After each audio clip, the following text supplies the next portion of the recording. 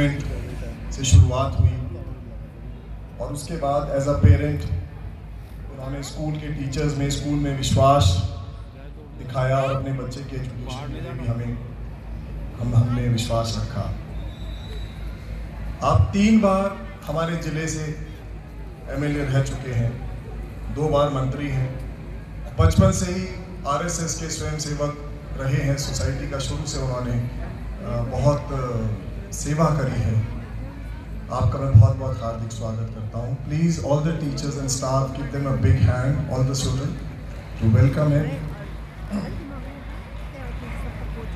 आप ही के साथ साथ पेरेंट्स हैं, आप सब सम्मान के पूरे हकदार हैं। आप सबका मैं हार्दिक स्वागत करता हूँ। स्पेशली इस श्रृंखला में अंकुर दुआ जी हैं, उनको मैं बधाई भी देता हूँ पंजाबी समाज के अध्यक्ष चुने जाने पर।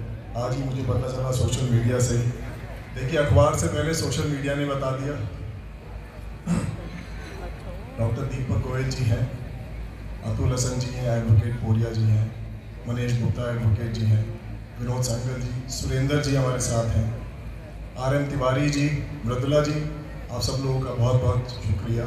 अंकुर गोयल जी हैं और टीचर्स हैं हमारे जो कुछ रिटायर हो गए हैं, वो भी टीचर्स आए हुए हैं, उन सब का भी बहुत बहुत स्वागत। आप सब पेरेंट्स हमारे विद्यालय का एक अटूट हिस्सा हैं और आप सब लोग चैंपियंस हैं, कैप्टन्स हैं अपनी अपनी फील्ड्स की। चाहे वो मेडिकल फील्ड हो, सर्जरी, मेडिसिन, चाहे वो इंजीनियरिंग फील्ड हो, चाहे प्रोफेसर्स हैं। Sanjeev Mittal ji retired professor, retired principal DV college भी यहाँ मौजूद है हमारे साथ। बिजनेस टाइकून्स हैं। आप सब लोगों ने शारदेन स्कूल को आज यहाँ तक पहुँचाया है जहाँ आज हम हैं। आप सबका बहुत बहुत धन्यवाद।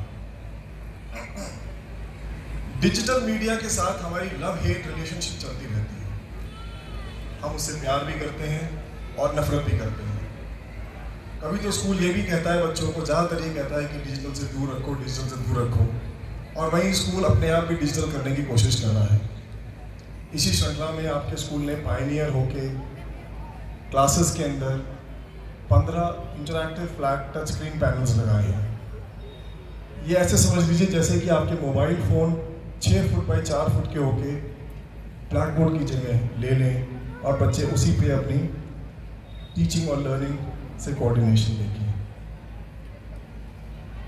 एक अलादीन के चिराग की कहानी आप सबने सुनी होगी। ये अलादीन का चिराग था, जो भी उसे घिसता था वो जिन निकलता था और जिन विशेस ग्रांट करता था और वो जो चाहे मांग ले। अब उसमें इम्पोर्टेंट ये था कि मांगने वाले का बोध क्या है, मांगने वाले का मस्तिष्क कैसा है, उसकी चाह और अनचाह क्या है।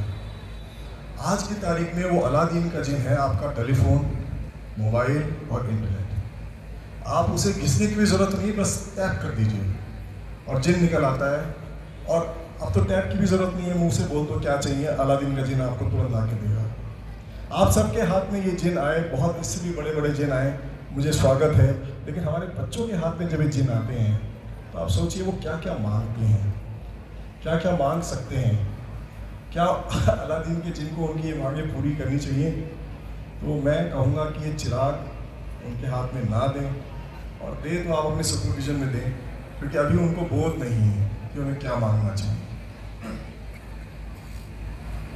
हम लोगों का क्लास 8 हर साल रामलीला पर रामायण का प्रदर्शन करता है। इस साल भी हमने देखा, पर एक चीज़ नोटिस करी कि हमारे बच्चे सब हाइट में छोटे होते जा रहे हैं। एवरेज हाइट अगर आप लेंगे स्कूल की तो घट रही है बच्चों की। शायद ये कोविड का इफेक्ट रहा होगा, पर कोविड एक पुरानी कहानी हो गई। अच्छा है उसे भूल जाएं, और अच्छा है कि उसके जो दुष्परिणाम हैं उनको अब सुधारने के लिए पूरी कोशिश करें।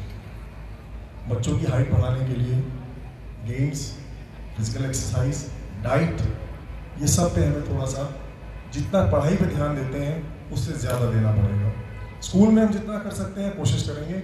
मैं चाहूँगा घर पे पेरेंट्स बच्चों के लिए इसके ऊपर ध्यान दें। स्कूल के रिजल्ट के लिए, अच्छे रिजल्ट के लिए स्टाफ को और पेरेंट्स को दोनों को बहुत बहुत बधाइयाँ। और मैं चाहूँगा स्टाफ के लिए और पेरेंट्स के लिए, दोनों के लिए खूब सारी तालियां हो जाए। क्योंकि बिना आपकी मेहनत के हम लोग कुछ नहीं कर सकते। अगर टीचर्स के हाथ में होता तो हम हर बच्चे को टॉपर बना देते, लेकिन टीचर्स और पेरेंट्स जब मिल के काम करते हैं तभी ये अद्भुत परिणाम आता है। शारदीन किड्स करके हम लोग एक नई ब्रांच की स्थापना कर रहे हैं जो लिंक रोड गांधी कॉलोनी में आप लोगों के लिए बन रही है। उधर से आने वाले बच्चों के लिए ट्रांसपोर्टेशन समय भी ज़्यादा लेती है और फाइनेंशियल बर्डन भी होता है।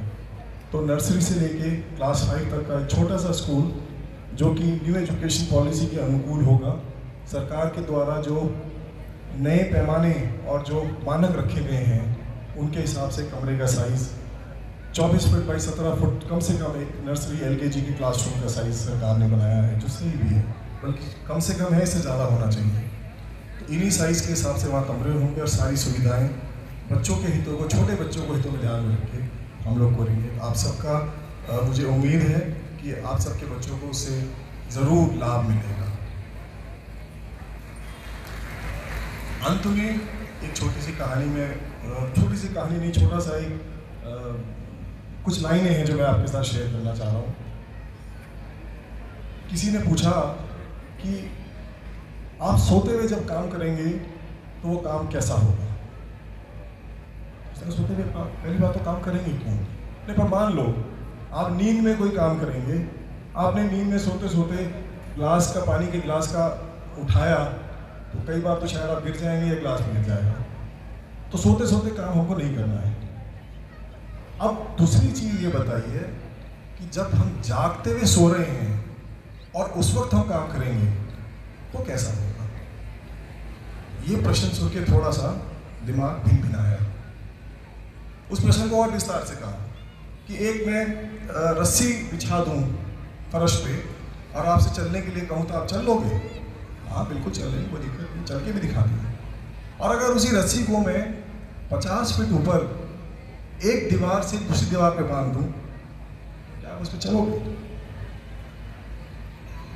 तो जवाब नहीं आया।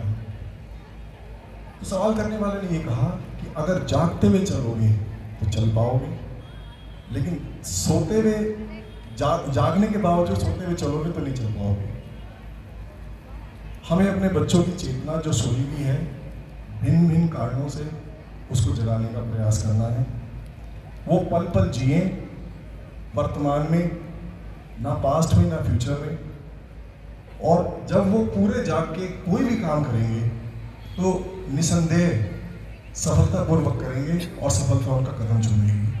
हम लोग टीचर्स यही कोशिश करते हैं कि बच्चों को जगाएं उनके हितों के प्रति, उनके स्वप्नों के लिए। और जब हमारा बच्चा जागृत हो जाएगा तो निसंदेह समाज के किसी भी चैलेंज को, चाहे वो 50 फुट ऊंची दीवार पे चलने का क्यों ना हो, वो उन सबको अच्छी तरह से पूरा करेगा। Thank you for listening to the patient. Thank you.